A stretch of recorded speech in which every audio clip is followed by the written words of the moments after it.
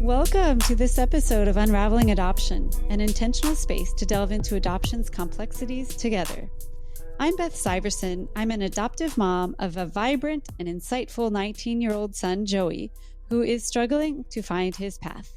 I'm walking beside him while working on my own personal growth and healing. We are committed to helping anyone touched by adoption, and we want to help the general public understand adoption's complexities better too. Today's guest is Lorraine Dusky, or Dusky as she prefers to be called. She is a natural mother and one of the OGs fighting for adoptees' rights.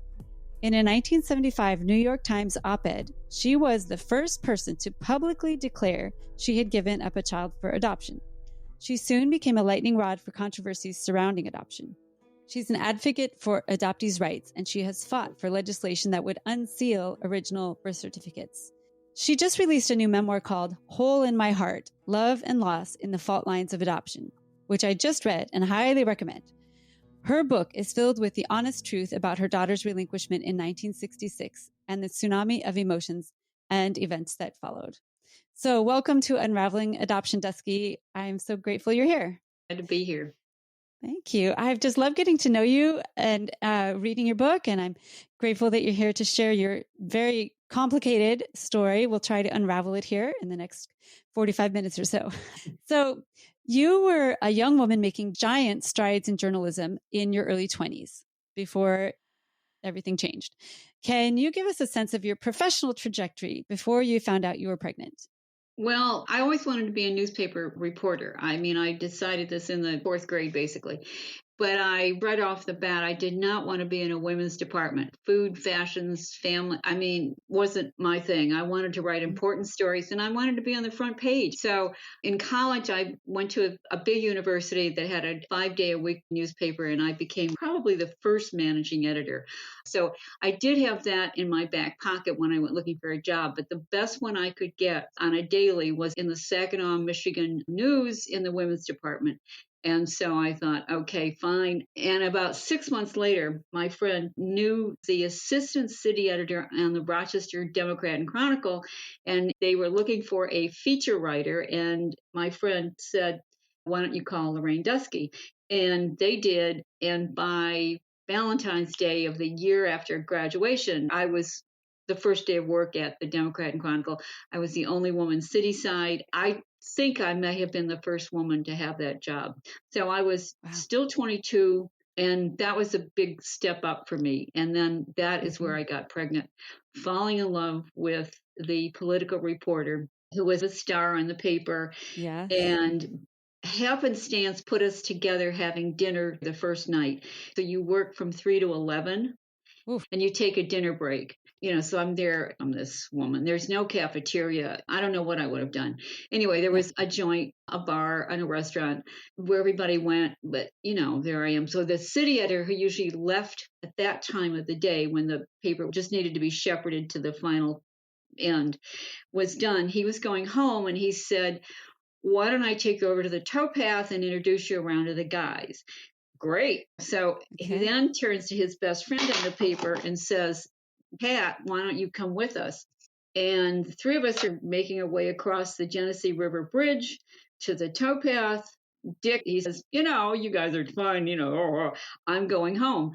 And you'll take her over and introduce her around, right, Pat? Well, when we got to the towpath, the table where the guys were was full, and we ended up having dinner alone. And we just got along. I didn't seduce him, and he wasn't planning on seducing me, and I certainly didn't plan on having an affair with this guy, but we did. We fell in love. His marriage was on kind of a respirator, and I got pregnant.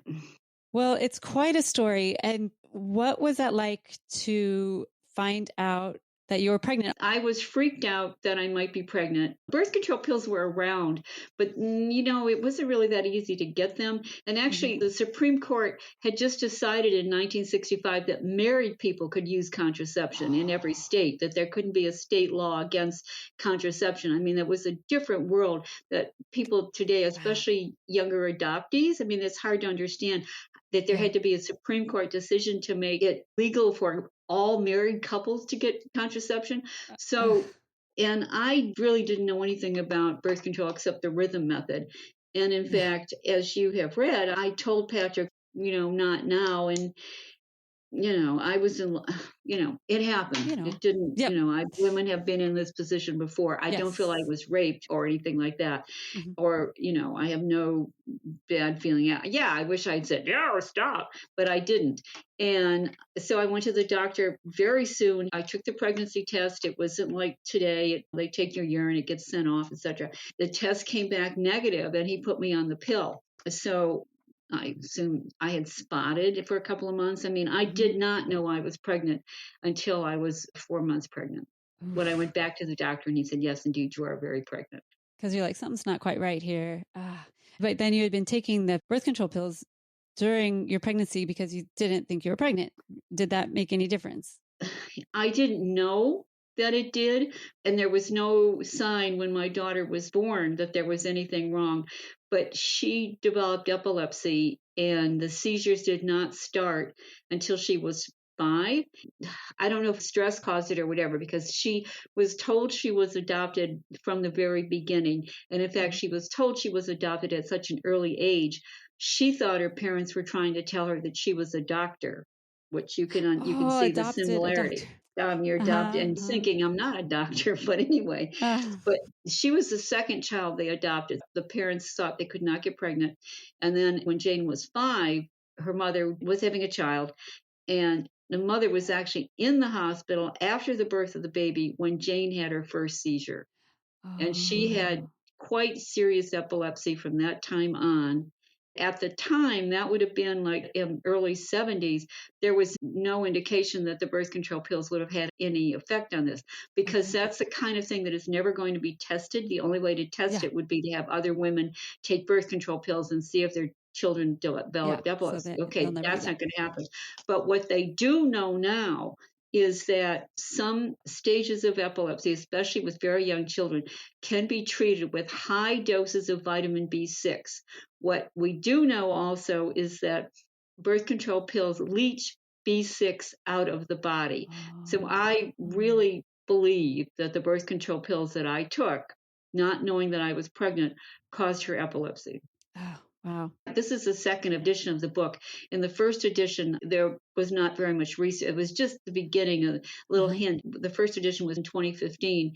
And now there has been much more research. And most of it, as I remember, comes out of China. Oh, but wow. it's there, so I have had to emotionally deal with that.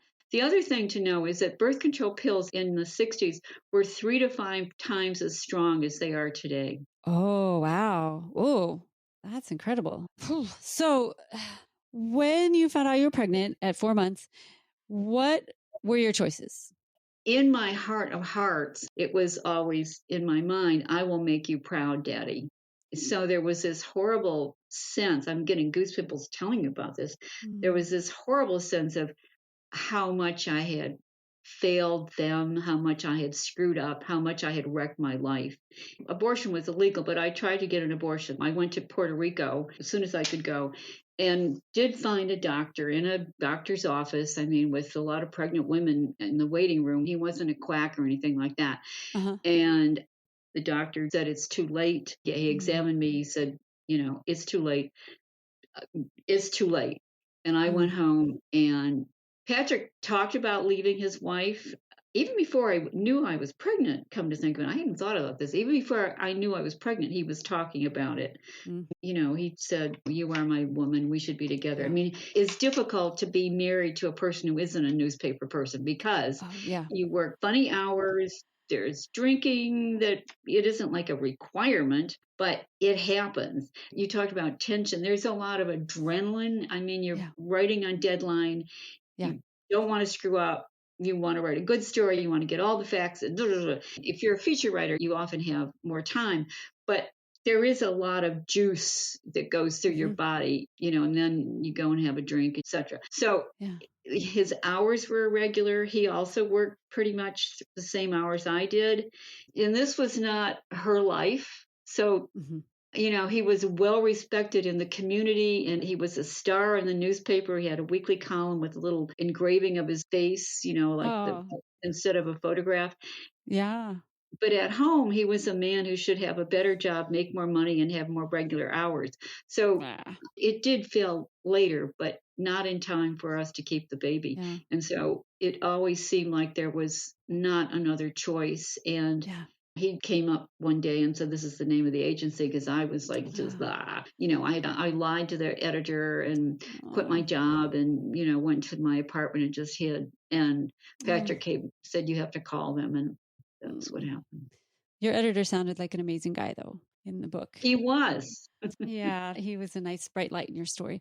Now, would you give the advice to young women that if a man says they're going to leave their wife, that You know that word trust but verify yeah, or yeah, that phrase.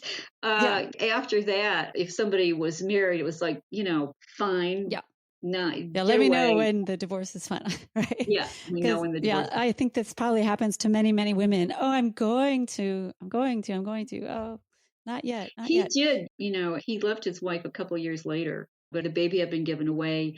I Yeah, got too married late. 2 years later, as I have Yeah. sometimes said to the next reasonable man who walked in the room, because I felt so terrible about myself. Yeah, I bet.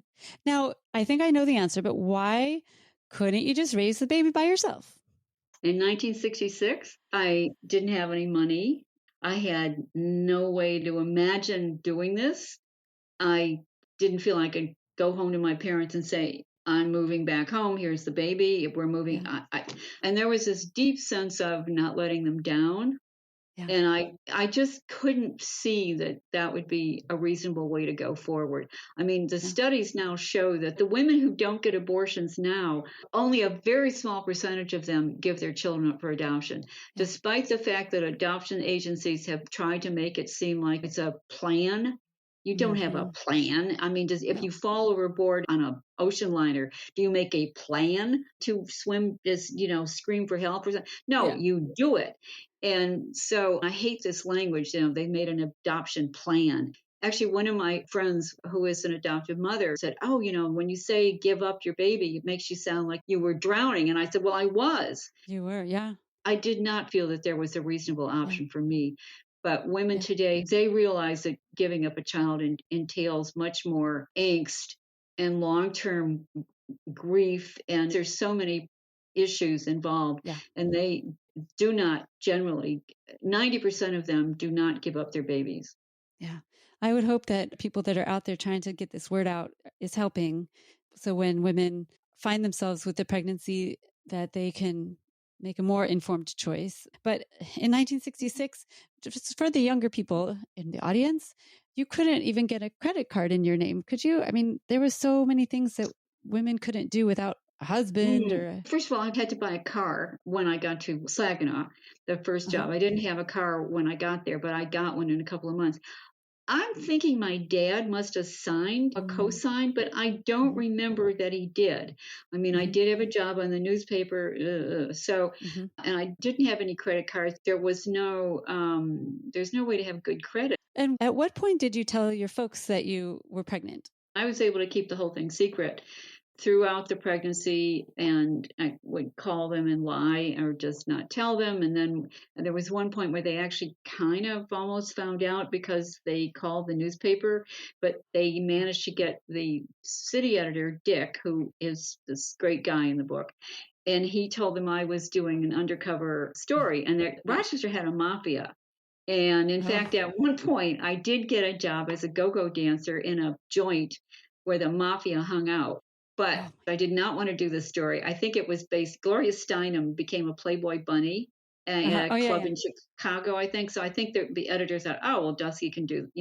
But, yeah. I met no mobsters. I quit in a week. The Yeah. story was dopey. And I'm glad it never ran, because if you do something like that, you kind of get tarred with being the kooky reporter who does Oh, stunts rather than yeah. somebody who is a serious Uh-huh. writer and reporter.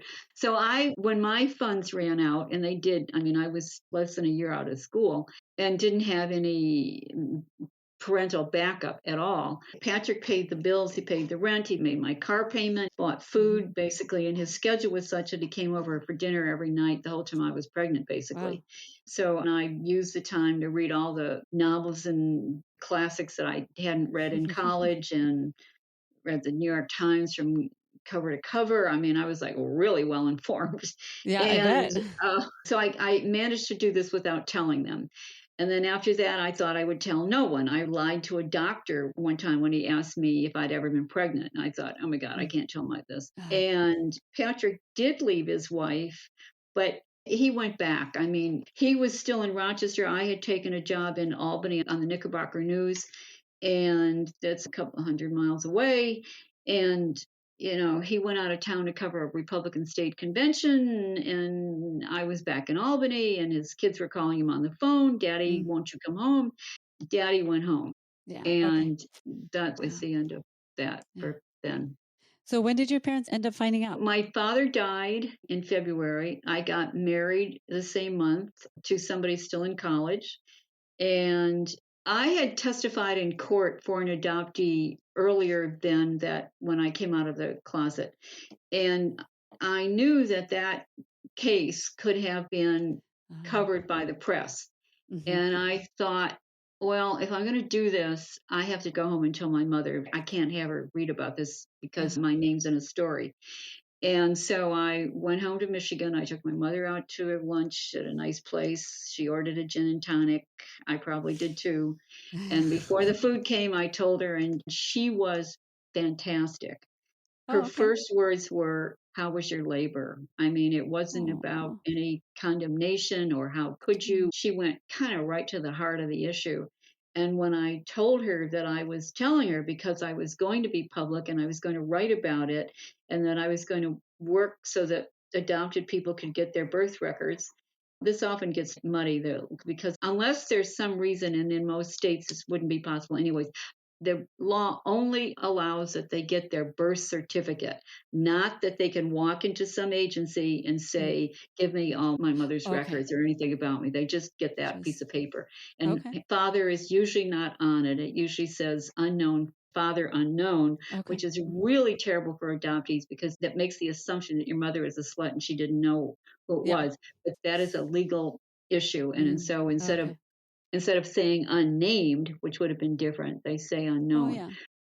So at that point, that's when I told my mother. So my father died, and I remember the casket being lowered, and I was like, oh God, Daddy, I wish I could have told you. And all I did is throw an extra flower on the top of the casket. I think your dad would be very proud of you. I hope so. I was very pleased with my mother because she didn't want me to leave home. She thought that was, none of my cousins have left home. You should get married. Yeah. What are you doing? Anyway, she turned out to be a real trooper because she said, I'm with you 100%. I would think if anybody who's adopted would want to know. And I mean, then we had a discussion about that. She was living in the same hometown where I had grown up. And so she would be dealing with people who knew me, who knew her, She was now living in an apartment building in Dearborn that was for people who are 55 and older. And trust me, they gossip a lot. They hang out in the lobby and gossip. And so I knew that she would be dealing with that, but she rose above it. Oh, nice. And I'm so impressed with how quickly you got on the legislation bandwagon. You really got right in there and helped fight for adoptee rights, which we still are working on. But what was so pressing for you that you would get into that battle? I realized very early on that I could do it, that there was going to be a ton of criticism. There was a ton of criticism. There still is some, but that's pretty much abated, and adoptive parents have changed a lot. And it wasn't just, honestly, it wasn't adoptive parents who were attacking me a lot. It was usually guys. And I think the guys who did were fathers who didn't want the records open because there was no reason for people who seemed to have no connection to adoption to suddenly start attacking me at a dinner party, for instance, which they did. And this is somebody, a reporter at a paper. And I heard that people would pound the table at dinner parties like, what right does that woman have? And I never heard about women. I did hear women being about women who were critical, but it was guys that became the most vocal about it. So why? They're not they weren't adoptive parents. They seem to have no connection to this issue. I assume they were fathers who their wives didn't know they had these other kids. Didn't want to be found out. Or maybe they suspected they had a child. So why did I do it? At that point, my marriage lasted a little over 4 years. And it really, I think, was a wrong marriage for me. I married him because I felt so bad about myself. And this was someone who accepted me, whom I Hmm. told about the baby when he asked me to marry him.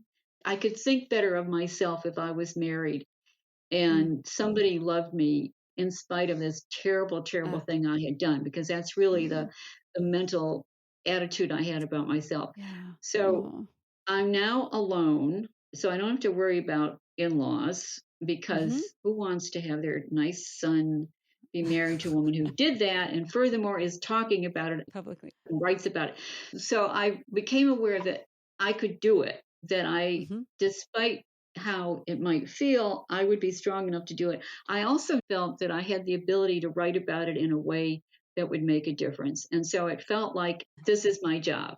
Uh-huh. And if people ever say, well, why did you write this book? I mean, the answer is, how could I not? The way Hmm. I felt about the injustice that was done to Hmm. the adopted population, to have this Hmm. taken away from them. I mean, I'm not just completely generous, like, oh, there was something in it for me, of course, because I was Sure. hoping that my daughter would one day find me. And it's a two-way street. But advocating for mothers' rights is going to be a no starter. I mean, it's kind of not an Mm. issue anymore, as most of the adoptions can be open adoptions if you want Yeah, them. it's changed a bit. Yeah. I would have passed up on my job at the end of my life if I had not done this. Wow. Okay. I think it's so wonderful that natural mothers, birth mothers joined forces with adoptees and adoptive parents too. That Mhm. if we provide a unified front and say, listen, for all involved, we need to have access for the adoptee to their own original birth certificate. I think that's really powerful. So I'm trying to figure out how I can get involved in some way, although the whole thing kind of scares me, but What state are you in? California. Oh, California's still sealed. You Yeah. go, girl. Really? I mean, even this podcast, yes, this podcast can help. California has, there's been a movement every now and then, but it's not one of the 13 states that has completely open records, because a lot of legislators, and this has happened in many, many states, they insert a birth mother veto. So the birth mother has to agree, and they say, well, isn't that fair? No, it's not fair. I Mm. have always known who I am. The Yep. adopted person was never said, do you want your past, your whole history, the ability to find out who you are taken away from you? Nobody is saying you have to do anything. Why did the state make this overreaching record? Yeah. So California is still sealed. I'm not sure what the law actually is in California, but I don't even think it's one of the states where you can get your birth certificate if the mother hasn't put in a veto.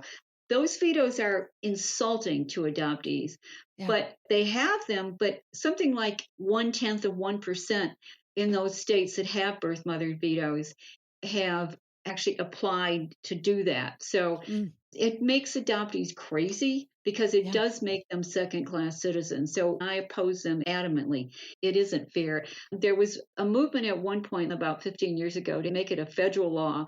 Adoptive parents today, and by and large, I think most younger people especially, have changed their tune on this. And there's even a Cornell University study that shows a very large percentage of adoptive parents are for unsealing the records. And in some Okay. states, adoptive parents have actually led the fight in the legislature, Mm. that happened in New Hampshire, to open the records. On the other hand, in many states, as in New York, we've had adoptive parents who are opposed to it, and that happened on the federal level. And the guy had two adopted daughters, and he fought it, and I think it was too early. I mean, Mm. and that was in the 80s, and it died, and now it's just a state by state thing. So there was a bill in Georgia that didn't pass this year, and it seems sometimes it's like a legislative fight. I'm not going to let you do this because of some other bill or something. So adoptees need to lead the battle. They Hmm. need birth mothers to tell the legislators, we don't need to be in the closet and our rights should not be paramount. When that federal bill was underwritten, it said there was no constitutional protection for a mother to not be identified. And it's written much more eloquently than that.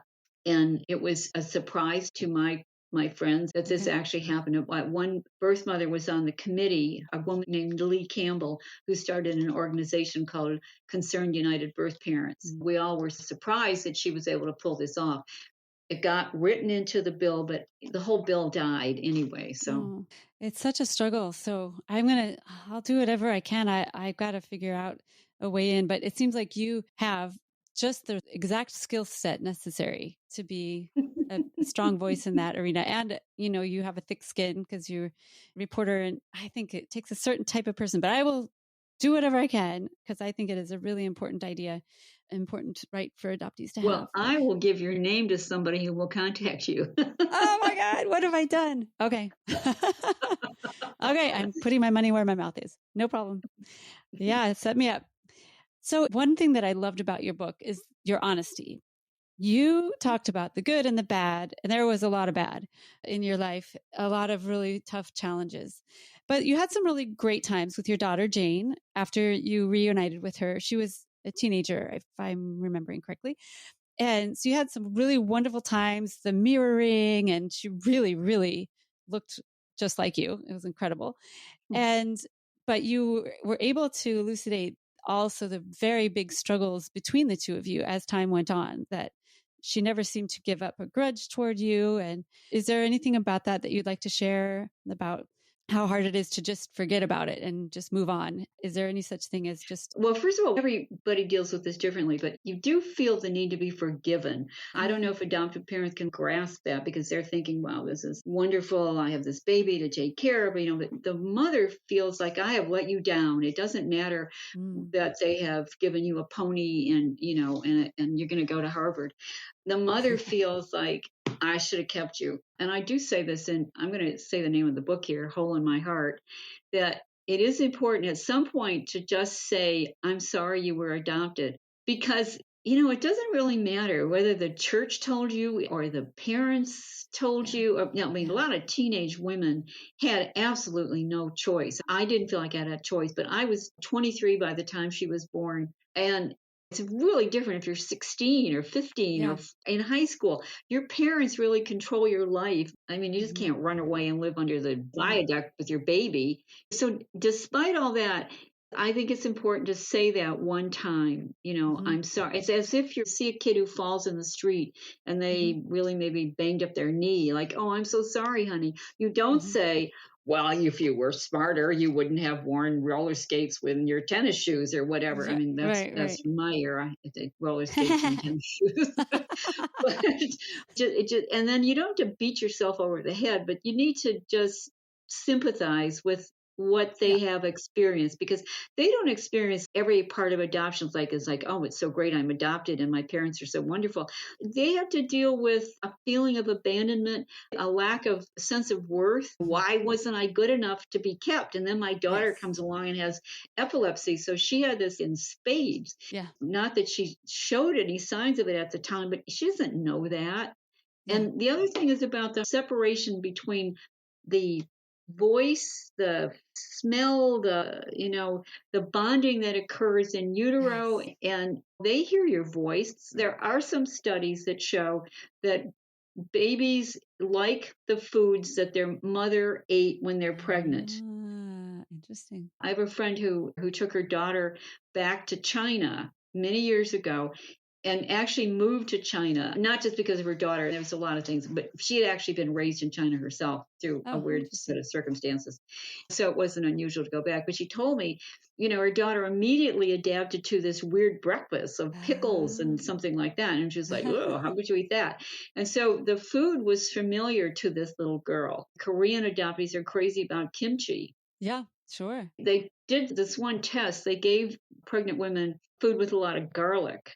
And they found that the babies liked food with garlic. Sure. So I heard this in a TED Talk. I grew up liking stuffed cabbage. Yeah. Well, there's so much to do with the genetics that I think me as an adoptive parent, when I adopted, I didn't even consider what my son was losing. And especially as an intercountry adoptee, I schlepped him all the way from Japan to here. So just the amount of culture and food and the smells and the language that I pulled him away from. And, he was a baby. He didn't know, but he knew. His soul knew. His body knew that something was not matching up. There's really a lot more to the genes than I had ever thought about. And I just recently returned from the conference, the Untangling Our Roots conference, which was full of adoptees and donor conceived people and NPEs, which is not parent expected. Those are people that get surprised by DNA. So, everywhere I looked were people who were separated from their genes. And it is absolutely critical. It's a critical loss to be separated from your genes. And it's a much bigger deal than I think our culture in general thinks it is. Is there any chance that your son can find his parents or one parent? It is possible. I know several bits of information that I think it would not be hard to find his birth mother. He is not interested in finding her at this point. He's struggling with addiction and just growing up right now. Every couple of months, I'll say, "Hey, are you interested?" And he's like, "No, Mom, I can't take that on right now." But he's known that I'm more than willing to help him when it gets to that point. I would love to go back to Japan. I love that country. That was beautiful. And a part of me thinks that, okay, maybe if he finds his birth family, things will clear up for him. But I think also the reunion can make things harder too. So I don't think it's a panacea like, oh, it'll just fix everything up. No. I think it just adds more complexities. He has to want to do it. Yeah. How old was he when you adopted him? He was 7 months old, but the birth mother only had him for 2 weeks. And then he spent the rest of the time in a hospital. Not good either. No. One of the stories in Hole in My Heart is by that Professor Trimberger, who adopted a Native American. You must have glommed onto that story because her son was addicted. And that was, of course, all in the United States, so it was easier for him. He did find his family, and they found there was addiction in his family. And he has an older brother who I think was addicted also. And the adopted son was struggling, but what he said about it in the end, that knowing gave him tools to understand that maybe it wasn't just an emotional thing there. I mean, there is probably a gene that makes you want to do something over and over again that makes you feel good.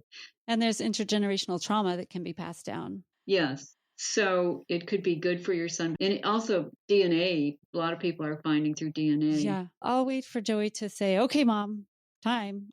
Then I'll jump in. And you're the kind of adoptive parent I just want to hug because I'm from a whole different generation. You're probably younger than my daughter would be. And I'm 54. Because when I came along and started talking about this, I mean, there were adoptees who were like, wow, this is great. But adoptive parents, to them, it was frightening. And it was like, I'm going to lose my child. And why is she coming back? I mean, I'm the one who stayed up all night and paid the orthodontic bills and went to the parent teacher conferences and dealt with his problems. And who is this woman? Get her out of here. But I think there are more and more people today like you. I mean, I know there are. It's getting better for sure. I see a lot of it out there. There's a Facebook group called You Are Mom.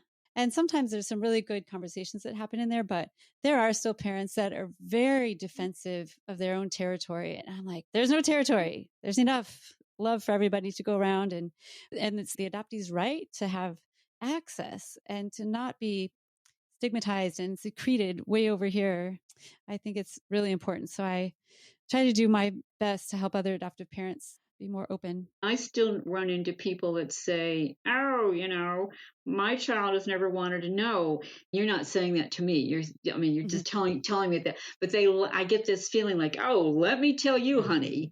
They enjoy telling us. And I want to say that's what you did. Because if you don't talk about adoption, if you pretend that it doesn't exist, then the kid says, oh, I better not bring this up ever. Yes, and so and then if there is too much made somehow like, oh, I love you just as much as if you were my own. Well, the kid says, well, wait a minute. Well, what does that mean? What is she saying? She's already setting up a difference that she's somehow been able to surpass this. But how do we know that? And so there's a lot of complicated things that go on that's hard. But I do think that being open about being adopted and not, I happen to know a couple of late discovery adoptees and they are devastated. Yes. I mean, one of the stories I tell in Hole in My Heart is about this woman I worked with for a while. And I didn't know her well, but she was having a fight with her husband. And she said something about her mother. And he yelled back, she's not even your mother. You're adopted. I mean, I get chills just. I get a stomachache thinking about that. Oh, that's so Yeah. horrible to weaponize it like that. Yeah. I do hear from parents, sometimes adoptive parents, that say, my child isn't even interested in their adoption. They're totally happy. And I somehow gently tell them that if your child's not talking to you about their adoption, that's because they don't feel safe talking to you about their adoption. They're afraid that you will collapse into a heap on the floor. And so I guarantee you they're thinking about their adoption every single day of their life. So would you agree that adoptees think about it all the time? And if they're not talking to their adoptive family about it, it's because they don't feel safe bringing up the topic. I wouldn't say they think about it all the time, but they do. I mean, it's in the air. Well, let's say he's flipping the channels and he comes upon Finding Your Roots. We watched it last night. Clint Black. I ended up wanting to know more and listen to Clint Black by the time it was over.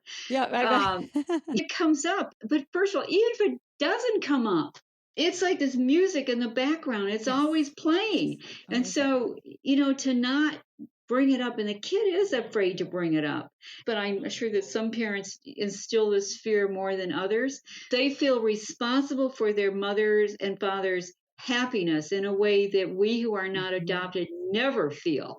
We can say really nasty things to our parents and slam the door. And my mother found my diary one time when I wrote that she was a bitch. Well, you shouldn't have read my diary, Mom. This just blew her away, and she was so hurt. And, my mother had to get over it. I mean, I was kind of sorry, but I didn't feel like, well, I ruined her life. But, it's your diary. Adoptive parents, some make them feel that the bond that they have will be destroyed or weakened by a search. It's so important that the kid can't do it because mom will be unhappy. And if there are some mothers out there listening who are dealing with reunion, in a reunion, the child who is now, let's say, 18, 20, 19, 15, whatever age this happens, they also do not want to have a new mother they have to feel whose happiness they're responsible for. So the responsibility of natural mothers who come into this, they have to tell the child, yes, it was sad, and you tell them the story, but you don't make it seem like, oh my God, if we have a fight, I'm going to be destroyed again. They don't need another. They need unconditional love, the way you would give a baby. They really need straightforward acceptance and love, no matter what, no matter addiction, no matter anything. They just need to be accepted. Yeah. Oh, I totally agree with you. And they don't need either the adoptive parents or the natural parents' issues loaded on top of them. We need to take care of our own issues over here because it's already complicated enough for the adoptees. They don't need to add our shit on top of it. So I agree. I agree with you. I want to just briefly, before we close, I want to talk about the patriarchy. How would adoption look different if women truly were equal in our society? What pieces of your story would have been different if women really had equality? Well, let's go back to the beginning. My father was working class, even though he ended up buying this motel that was financially not a success. And his attitude in the 50s, when I said I have to go to college, and that happened at the end of the 8th grade because you have to take Latin. You can't just learn how to sew and type and go to college. So our fight began then. So if the society was more matriarchal, that wouldn't have happened, I'm assuming. But on the other hand, women still do have the babies, and women are still the ones most responsible for taking care of them. And I don't think that's ever really going to change. Yeah, so it's kind of biology. I don't know, because I'm not sure. Well, in New York, the law that sealed the records in New York, which happened in 1935, and then they were sealed in 36, that was done under the aegis of Governor Herbert Lehman, and they were adoptive parents. At that time, they didn't say like, oh, let's wreck everybody's life, Right. They somehow thought it was the best idea. And it was actually pushed by a woman in the South who was stealing babies and selling them. Yeah, Georgia Tan. Yeah, Georgia Tan. Ugh. So if those women were erased from history, and any route to find them back and any route for the mothers to reconnect, it would be easier for everybody. So that's kind of the beginnings of the movement to seal the records. The United States did not come into being with a constitutional amendment that said that we're going to strip adopted people of their rights and their right to know who they were. This all happened in the 20th century. So I know that women are more collegial. The fact that the huge percentage of people who search are women, they understand the biological connection in a way that men don't, whether or not they don't have a baby, the adopted, women understand it better. And so maybe it wouldn't have been so cut off, and maybe it would be easier to open up the records than it is now when state after state, and it happens with this drip, drip, drip. There's in Louisiana, it happened actually pretty quickly. It happened, as far as I'm concerned, that I know about, and I may be wrong in this, in one legislative session, and it was led by a man who was adopted, the fight to open the records there, and it did happen. And that's a Republican state. So this is really not a Democrat or Republican issue. Sure. It is true that most of the states that pass it are more Democrat. There's more states that are not in the South. Okay. On the other hand, Kansas has never closed its records. Right. Ever. Alabama did seal them, and then 9 years later they said, well, we made a mistake. And that seemed to have happened, as far as I'm aware, without a lot of complication. But in New York, it was like, year after year, from the 70s on, there was a fight, and it finally happened in 2019. Well, we'll continue that fight for sure until all the adoptees in all the states have access to their own. But see, you're in a liberal state, so you would think, oh, California, no. But no, it doesn't necessarily equate, does it? No. And it needs to be squawked about, the squeaky wheel gets That's a good word. Yeah. Are there any other topics or anything else you'd like to say that I haven't brought up yet? The reason I wrote Hole in My Heart, if you asked me that as a writer, the answer is, how could I not do this? To me, it was the main thing that happened in my life that was important. Yeah. I have the ability to tell a story. And you wouldn't think I have a tough skin, but, I cry a lot, but, I guess I do. So I had to write the book. And I hope that is a piece of the puzzle that helps move the needle on changing how people think about adoption today. You seem to be like somebody I'd like to just hug and say, yes, you've got the right attitude here. But social workers are not informed the way they should be. There's an adoption agency in Texas called Gladney.